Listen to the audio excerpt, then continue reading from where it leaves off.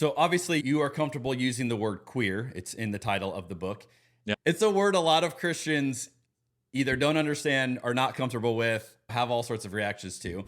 And Yeah. so I thought it was a bold choice to go with it, but you do a really good job explaining it. You say, in its broadest sense, when applied to people, to be queer means to resist and rupture the repression of our true selves and the forces that demand we conform to others' ideas of who we should be.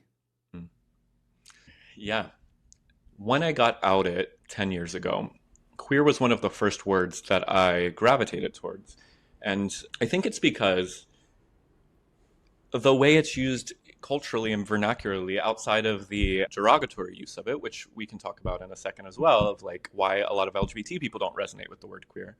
But it literally just means, in some versions of English, strange. But I think a nicer way to talk about and define the word is as unique and as that which presses against boundaries and borders and expresses itself in its uniqueness. And I've actually, and I don't mean this controversially, even though people always take it that way, I think queer and holy are synonymous words in the sense that holiness refers to an attribute of God by which God is something completely other, unlike anything else. God is undefinable. Words don't describe God. All of those things that we say about God, that's contained in God's holiness.